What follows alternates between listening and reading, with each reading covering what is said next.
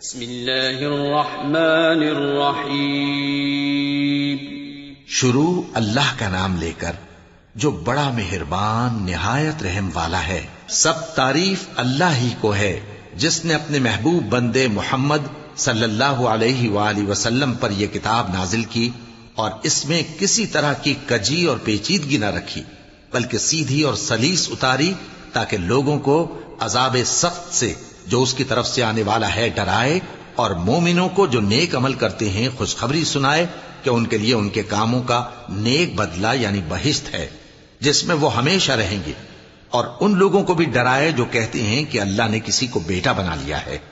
ان کو اس بات کا کچھ بھی علم نہیں اور نہ ان کے باپ دادا ہی کو تھا۔ یہ بڑی سخت بات ہے جو ان کے منہ سے نکلتی ہے، اور کچھ شک نہیں کہ یہ جو کچھ کہتے ہیں محض جھوٹ ہے۔ اے پیغمبر، اگر یہ اس کلام پر ایمان نہ لائیں تو شاید تم ان کے پیچھے رنج کر کر کے اپنے تئیں ہلاک کر دو گے۔ جو چیز زمین پر ہے ہم نے اس کو زمین کے لیے زینت بنایا ہے تاکہ لوگوں کی آزمائش کریں کہ ان میں کون اچھے عمل کرنے والا ہے، اور جو چیز زمین پر ہے ہم اس کو نابود کر کے بنجر میدان کر دیں گے۔ کیا تم خیال کرتے ہو کہ غار اور لوح والے ہماری نشانیوں میں سے عجیب تھے؟ جب وہ نوجوان غار میں جا رہے تو کہنے لگے کہ اے ہمارے پروردگار، ہم پر اپنے ہاں سے رحمت نازل فرما اور ہمارے کام میں درستی کے سامان مہیا کر۔ تو ہم نے غار میں کئی سال تک ان کے کانوں پر نیند کا پردہ ڈالے رکھا، یعنی ان کو سلائے رکھا، پھر ان کو جگا اٹھایا تاکہ معلوم کریں کہ جتنی مدت وہ غار میں رہے دونوں جماعتوں میں سے اس کی مقدار کس کو خوب یاد ہے۔ ہم ان کے حالات تم سے صحیح صحیح بیان کرتے ہیں۔ وہ کئی نوجوان تھے جو اپنے پروردگار پر ایمان لائے تھے، اور ہم نے ان کو اور زیادہ ہدایت دی تھی، اور ان کے دلوں کو مربوط یعنی مضبوط کر دیا۔ جب وہ اٹھ کھڑے ہوئے تو کہنے لگے کہ ہمارا پروردگار آسمانوں اور زمین کا مالک ہے، ہم اس کے سوا کسی کو معبود سمجھ کر نہ پکاریں گے۔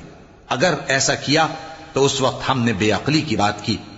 ان ہماری قوم کے لوگوں نے اس کے سوا اور معبود بنا رکھے ہیں، بھلا یہ ان کے معبود ہونے پر کوئی کھلی دلیل کیوں نہیں لاتے؟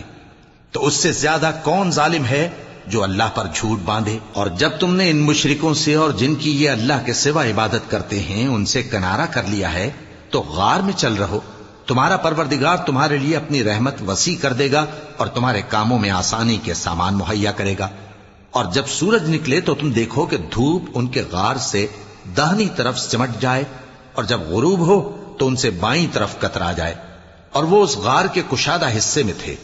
یہ اللہ کی نشانیوں میں سے ہیں، جس کو اللہ ہدایت دے وہ ہدایت یاب ہے، اور جس کو گمراہ رہنے دے تو تم اس کے لیے کوئی دوست راہ بتانے والا نہ پاؤ گے۔ اور تم ان کے متعلق خیال کرو کہ وہ جاگ رہے ہیں حالانکہ وہ سوتے ہیں، اور ہم ان کو دائیں اور بائیں کروٹ بدلاتے تھے، اور ان کا کتا چوکھٹ پر دونوں ہاتھ پھیلائے ہوئے تھا۔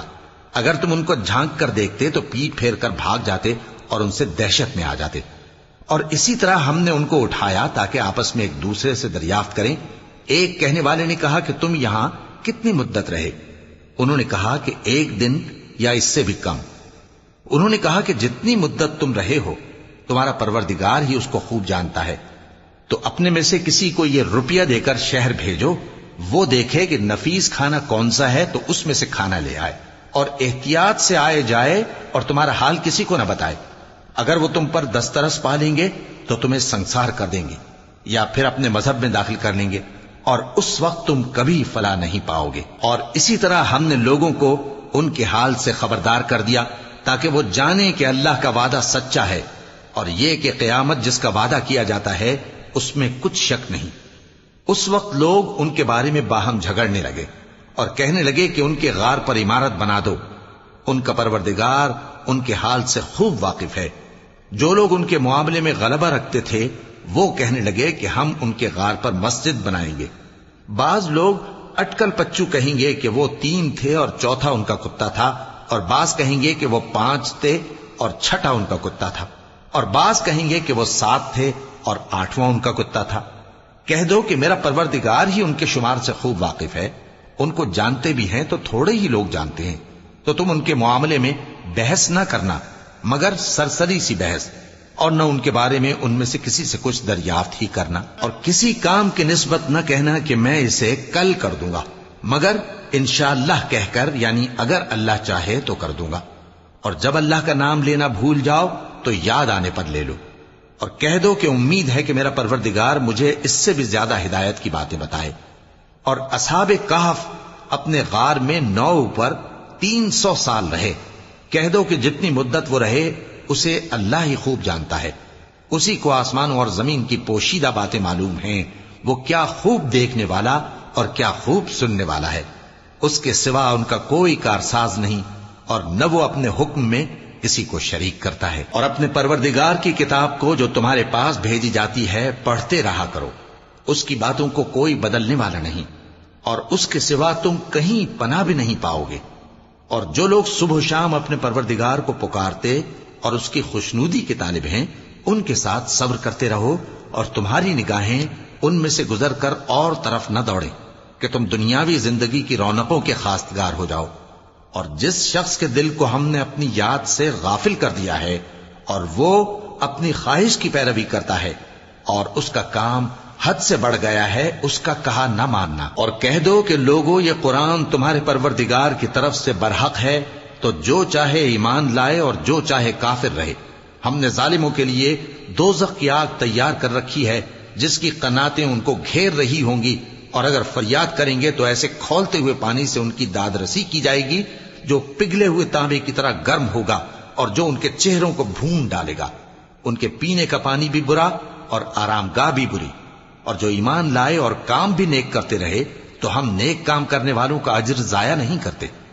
ایسے لوگوں کے لیے ہمیشہ رہنے کے باغ ہیں جن میں ان کے محلوں کے نیچے نہریں بہ رہی ہیں، ان کو وہاں سونے کے کنگن پہنائے جائیں گے، اور وہ باریک دیبا اور اطلس کے سبز کپڑے پہنا کریں گے، اور تختوں پر تکیے لگا کر بیٹھا کریں گے۔ کیا خوب بدلہ اور کیا خوب آرام گاہ ہے۔ اور ان سے 2 شخصوں کا حال بیان کرو جن میں سے ایک کو ہم نے انگور کے 2 باغ عنایت کیے تھے اور ان کے گردا گرد کھجوروں کے درخت لگا دیے تھے، اور ان کے درمیان کھیتی پیدا کر دی تھی۔ دونوں باغ کثرت سے پھل لاتے اور اس کی پیداوار میں کسی طرح کی کمی نہ ہوتی، اور دونوں میں ہم نے ایک نہر بھی جاری کر رکھی تھی، اور اس طرح اس شخص کو ان کی پیداوار ملتی رہتی تھی۔ تو ایک دن جبکہ وہ اپنے دوست سے باتیں کر رہا تھا، کہنے لگا کہ میں تم سے مال و دولت میں بھی زیادہ ہوں اور جتھے اور جماعت کے لحاظ سے بھی زیادہ عزت والا ہوں، اور ایسی شیخیوں سے اپنے حق میں ظلم کرتا ہوا اپنے باغ میں داخل ہوا۔ کہنے لگا کہ میں نہیں خیال کرتا کہ یہ باغ کبھی تباہ ہو، اور نہ خیال کرتا ہوں کہ قیامت برپا ہو، اور اگر میں اپنے پروردگار کی طرف لوٹایا بھی جاؤں تو وہاں ضرور اس سے اچھی جگہ پاؤں گا۔ تو اس کا دوست جو اس سے گفتگو کر رہا تھا کہنے لگا کہ کیا تم اس ذات سے کفر کرتے ہو جس نے تم کو مٹی سے پیدا کیا، پھر نطفے سے، پھر تمہیں پورا آدمی بنایا؟ مگر میں تو یہ کہتا ہوں کہ اللہ ہی میرا پروردگار ہے، اور میں اپنے پروردگار کے ساتھ کسی کو شریک نہیں کرتا۔ اور جب تم اپنے باغ میں داخل ہوئے تو تم نے ماشاء اللہ لا قوت الا باللہ کیوں نہ کہا؟ اگر تم مجھے مال و اولاد میں اپنے سے کمتر دیکھتے ہو تو عجب نہیں کہ میرا پروردگار مجھے تمہارے باغ سے بہتر عطا فرمائے، اور تمہارے اس باغ پر آسمان سے آفت بھیج دے تو وہ صاف میدان ہو جائے، یا اس باغ کی نہر کا پانی گہرائی میں اتر جائے تو پھر تم اسے تلاش نہ کر سکو، اور اس کے میووں کو عذاب نے آ گھیرا اور وہ اپنی چھتریوں پر گر کر رہ گیا، تو جو مال اس نے اس پر خرچ کیا تھا اس پر حسرت سے ہاتھ ملنے لگا اور کہنے لگا کہ کاش میں اپنے پروردگار کے ساتھ کسی کو شریک نہ بناتا۔ اس وقت اللہ کے سوا کوئی جماعت اس کی مددگار نہ ہوئی اور نہ وہ بدلہ لے سکا۔ یہاں سے ثابت ہوا کہ حکومت سب اللہ کی ہے، جو معبود برحق ہے وہی بہترین ثواب عطا کرنے والا اور بہترین انجام لانے والا ہے۔ اور ان سے دنیا کی زندگی کی مثال بھی بیان کر دو کہ وہ ایسی ہے جیسے پانی جسے ہم نے آسمان سے برسایا تو اس کے ساتھ زمین کی پیداوار مل کر نکلی، پھر وہ چورا چورا ہو گئی کہ ہوائیں اسے اڑاتی پھرتی ہیں، اور اللہ تو ہر چیز پر قدرت رکھتا ہے۔ مال اور بیٹے تو دنیا کی زندگی کی رونق و زینت ہیں، اور نیکیاں جو باقی رہنے والی ہیں وہ ثواب کے لحاظ سے تمہارے پروردگار کے ہاں بہت اچھی اور امید کے لحاظ سے بہت بہتر ہیں۔ اور جس دن ہم پہاڑوں کو چلائیں گے اور تم زمین کو صاف میدان دیکھو گے، اور ان لوگوں کو ہم جمع کر لیں گے تو ان میں سے کسی کو بھی نہیں چھوڑیں گے، اور سب تمہارے پروردگار کے سامنے صف باندھ کر لائے جائیں گے. تو ہم ان سے کہیں گے کہ جس طرح ہم نے تم کو پہلی بار پیدا کیا تھا اسی طرح آج تم ہمارے سامنے آئے، لیکن تم نے تو یہ خیال کر رکھا تھا کہ ہم نے تمہارے لیے قیامت کا کوئی وقت مقرر ہی نہیں کیا. اور اعمال کی کتاب کھول کر رکھی جائے گی تو تم گناہگاروں کو دیکھو گے کہ جو کچھ اس میں لکھا ہوگا اس سے ڈر رہے ہوں گے اور کہیں گے ہائے شامت، یہ کیسی کتاب ہے کہ نہ چھوٹی بات کو چھوڑتی ہے نہ بڑی کو، کوئی بات بھی نہیں مگر اسے لکھ رکھا ہے. اور جو عمل کیے ہوں گے سب کو حاضر پائیں گے، اور تمہارا پروردگار کسی پر ظلم نہیں کرے گا. اور جب ہم نے فرشتوں کو حکم دیا کہ آدم کو سجدہ کرو تو سب نے سجدہ کیا مگر ابلیس نے نہ کیا.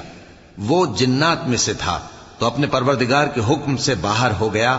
کیا تم اس کو اور اس کی اولاد کو میرے سوا دوست بناتے ہو، حالانکہ وہ تمہارے دشمن ہیں؟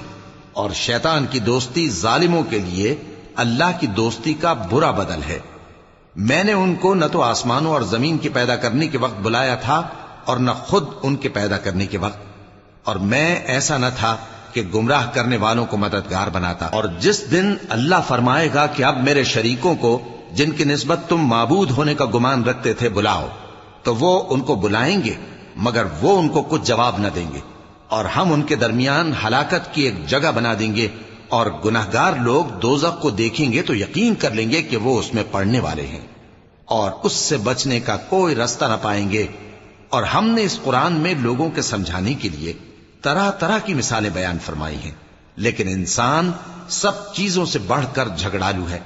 اور لوگوں کے پاس جب ہدایت آ گئی تو ان کو کس چیز نے منع کیا کہ ایمان لائیں اور اپنے پروردگار سے بخشش مانگیں، بجز اس کے کہ اس بات کے منتظر ہوں کہ انہیں بھی پہلوں کا سا معاملہ پیش آئے یا ان پر عذاب سامنے سے آ جائے. اور ہم جو پیغمبروں کو بھیجا کرتے ہیں تو صرف اس لیے کہ لوگوں کو اللہ کی نعمتوں کی خوشخبریاں سنائیں اور عذاب سے ڈرائیں.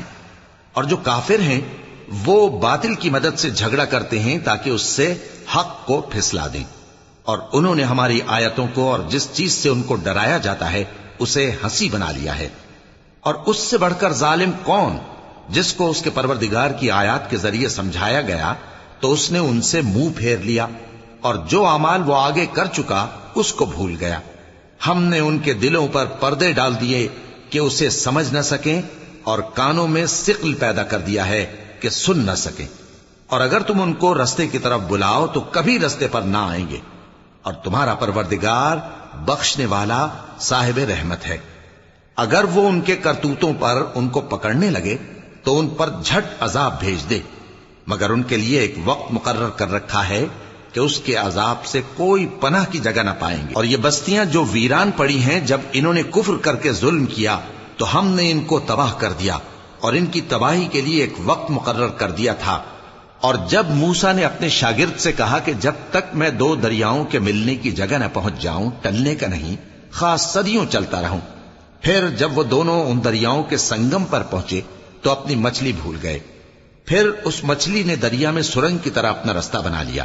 جب آگے چلے تو موسیٰ نے اپنے شاگرد سے کہا کہ ہمارا کھانا لاؤ، اس سفر سے ہم کو بہت تکان ہو گئی ہے. اس نے کہا کہ بھلا آپ نے دیکھا کہ جب ہم نے اس چٹان کے پاس آرام کیا تھا تو میں مچھلی وہیں بھول گیا، اور مجھے آپ سے اس کا ذکر کرنا شیطان نے بھلا دیا، اور اس مچھلی نے عجیب طرح سے دریا میں اپنا راستہ بنایا. موسیٰ نے کہا یہی تو وہ مقام ہے جسے ہم تلاش کرتے تھے. تو وہ اپنے پاؤں کے نشان دیکھتے دیکھتے لوٹ گئے. وہاں انہوں نے ہمارے بندوں میں سے ایک بندہ دیکھا جس کو ہم نے اپنے ہاں سے رحمت خاص سے نوازا تھا اور اپنے پاس سے ایک خاص علم بخشا تھا. موسیٰ نے ان سے جن کا نام خضر تھا کہا کہ جو علم اللہ کی طرف سے آپ کو سکھایا گیا ہے اگر آپ اس میں سے مجھے کچھ بھلائی کی باتیں سکھائیں تو میں آپ کے ساتھ رہوں. خضر نے کہا کہ تم میرے ساتھ رہ کر صبر نہیں کر سکو گے، اور جس بات کی تمہیں خبر ہی نہیں اس پر صبر کر بھی کیسے سکتے ہو. موسیٰ نے کہا اللہ نے چاہا تو آپ مجھے صابر پائیے گا اور میں آپ کے ارشاد کے خلاف نہیں کروں گا. خضر نے کہا اگر تم میرے ساتھ رہنا چاہو تو شرط یہ ہے مجھ سے کوئی بات نہ پوچھنا جب تک میں خود اس کا ذکر تم سے نہ کروں. تو دونوں چل پڑے، یہاں تک کہ جب کشتی میں سوار ہوئے تو خضر نے کشتی کو پھاڑ ڈالا. موسیٰ نے کہا کیا آپ نے اس کو اس لیے پھاڑا ہے کہ سواروں کو غرق کر دیں؟ یہ تو آپ نے بڑی عجیب بات کی۔